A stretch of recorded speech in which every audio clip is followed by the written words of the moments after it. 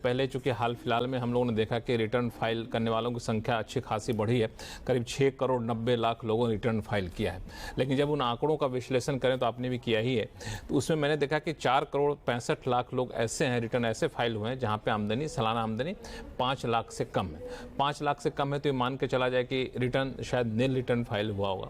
तो मेरा एक सवाल उठता है कि जिनकी आमदनी 5 लाख से कम है, मान लिया जाए उनकी टैक्स की देनदारी कुछ नहीं बनती है, फिर भी रिटर्न फाइल कर रहे हैं, तो ऐसे लोगों को रिटर्न फाइल करने का फायदा क्या होता है? ये मैं इसलिए जानना चाह रहा हूँ कि जिन्होंने फाइल किया उनको क्या फायदा होगा, और जो लोग फाइल करने से चूक गए हैं ऐसे लोग, उनको भी फाइल करना चाहिए क्या फायदा होगा?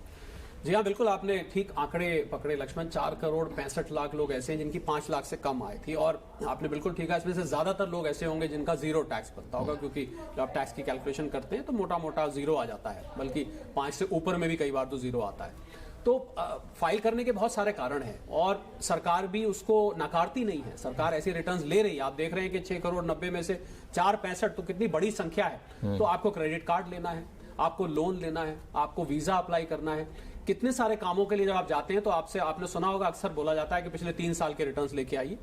अब 3 साल के रिटर्न आप इकट्ठी तो फाइल कर सकते नहीं है अगर आप टैक्सेबल नहीं है।